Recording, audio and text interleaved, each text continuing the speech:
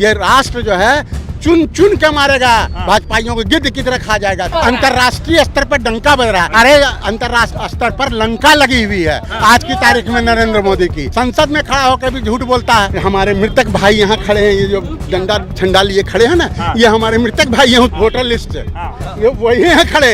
ये सारे जो है भूत हैं। 65 लाख भूत पैदा हो गया बिहार में। हर जगह हिसाब होगा और सारे राष्ट्र से माफी मांगेगा और अपनी गद्दी छोड़ के भागेगा। जब तक तोड़ेंगे नहीं तब तक छोड़ेंगे। ये कह रहे थे आप बार बार एक ही प्रश्न पूछते हैं कि डंका बज रहा है, अंतर्राष्ट्रीय स्तर पर डंका बज रहा है। अरे अंतर्राष्ट्रीय स्तर पर लंका लगी हुई है आज की तारीख में नरेंद्र मोदी की। आप अमेरिका को देख लीजिए, आज तक जवाब नहीं दे पाया। संसद में खड़ा होकर भी झूठ बोलता है।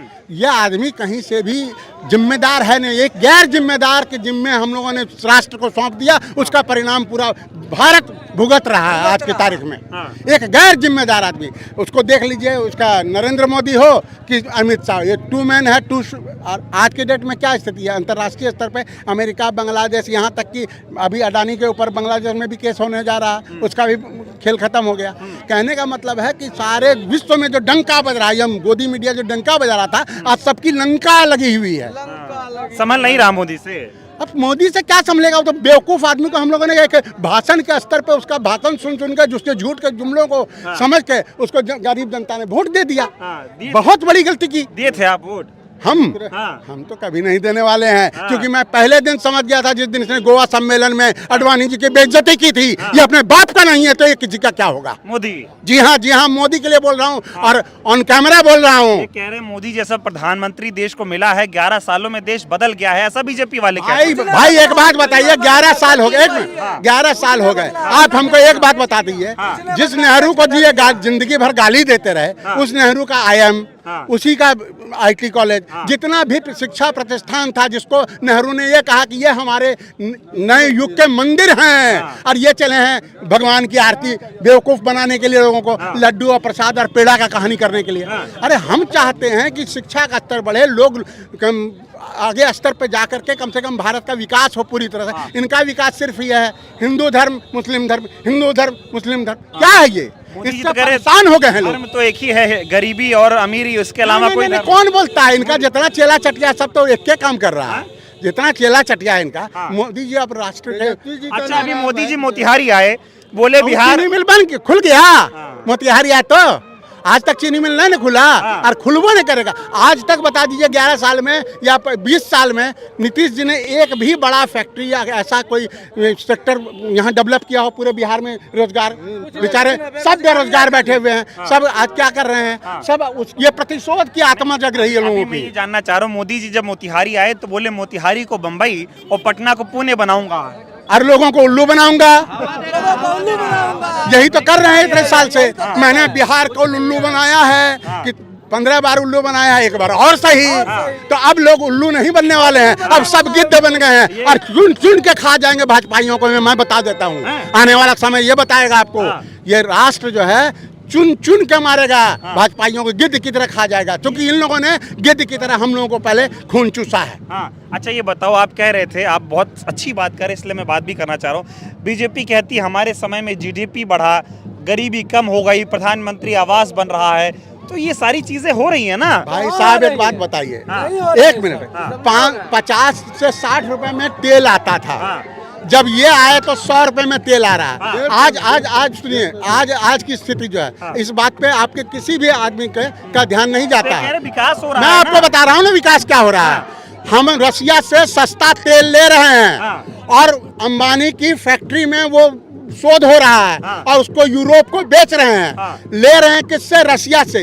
सस्ते में ले रहे हैं। क्यों ले रहे हैं? कि हमको सस्ता पड़ रहा है, अमेरिका से या अरब से हम नहीं लेंगे, 40% सस्ता है। लेकिन भारत की जनता को उसके एवज में आप क्या दे रहे हैं? उनसे ज्यादा पैसा वसूल रहे हैं। आज भी आप ज्यादा पैसा वसूल रहे हैं। नया भारत है ये यही तो बोल रहे हैं, नया भारत। इस तरह का भारत नहीं चाहिए हमको मेरा पुराना ही वापस कर दो भैया।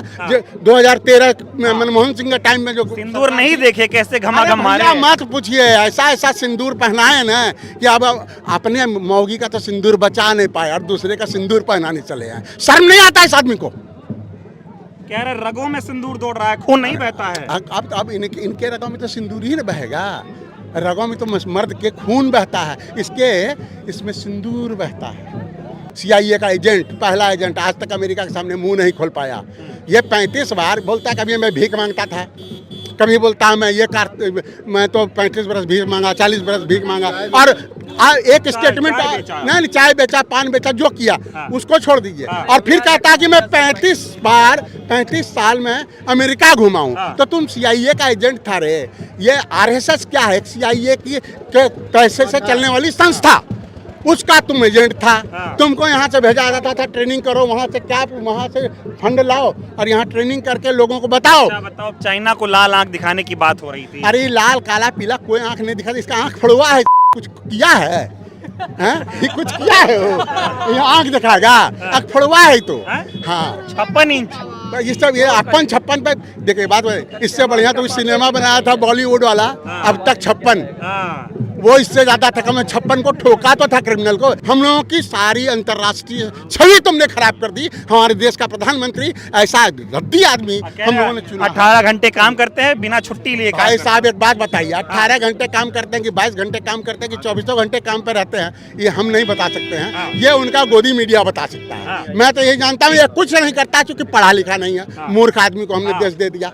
दूसरी बात है, ये कहीं से जानकार नहीं, किसी भी चीज का। इंटायर पॉलिटिकल साइंस की डिग्री आज तक फेक है, आप जान रहे हैं इस बात को। सारा राष्ट्र जान रहा है आज के डेट में इन बातों को। जितनी बातें आप हमसे पूछ रहे हैं, सारा राष्ट्र जान रहा है। सर बताइए, नरेंद्र मोदी वोट चोर कैसे हैं, ये बता दो आप। भाई साहब, वोट चोर कैसे हैं? हमारे मृतक भाई यहाँ खड़े हैं, ये जो डंडा झंडा लिए खड़े हैं ना, ये हमारे मृतक भाई हैं उस वोटर ID, वोटर लिस्ट से, ये वही हैं खड़े।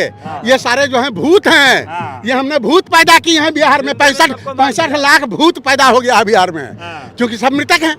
तो मृतक लोग खड़े हैं झंडा लेके। अब बताइए कि चोर हुआ कि नहीं वोट चोरी? आप जो पूछे कि कैसे चोरी किया, अरे भाई चोरी करने का तरीका यही है कि जो इलेक्शन कमीशन है, इलेक्शन कमीशन जैसा रद्दी संस्था, जो कि एक स्वायत्त संस्था होती थी हमारे भारत की, उसके ऊपर पूरे देशवासियों को विश्वास था कि वहाँ झूठ नहीं हो सकता है। लेकिन ये एक शख्स, इसने अपने जेबी संस्था बना लिया है सबको, चाहे वो इलेक्शन कमीशन हो। रद्दी बोल रहे हैं तो ज्ञानेश जी आके धो देते हैं आप लोगों को। कहाँ धो देते हैं? किसको धो देते हैं? हमारे सामने राहुल गांधी माफी मांगे, हलफनामा साइन। पागल है क्या हो? ये बेवकूफ है, गणेश कुमार जो है वो बेवकूफ है। पूछिए कैसे? अब ये भी बता देते हैं। इसलिए कि अगर मान लीजिए हम एफिडेविट दे भी देते हैं, तो 30 दिन के बाद दिए हो तो इसका कोई वैल्यू नहीं है, इसलिए हम इसको हटा के साइड कर देंगे। बात समझिए। माफी मांगे राहुल। अरे माफी उस सारे राष्ट्र, राहुल जी ने कहा ना, थोड़ा दिन समय दे दीजिए, सारे राष्ट्र से आपको माफी मंगवाऊंगा मैं। हर एक जगह जाके हर जगह हिसाब होगा, सारे राष्ट्र से माफी मांगेगा और अपनी गद्दी छोड़ के भागेगा। छोड़ेंगे नहीं, जब तक तोड़ेंगे नहीं तब तक छोड़ेंगे नहीं। ठीक है, बहुत बहुत धन्यवाद, बड़ा अच्छा लगा आपसे बात कर रहे हैं। बहुत बढ़िया। लीजिए बात। हाँ, क्या कह रहे हैं?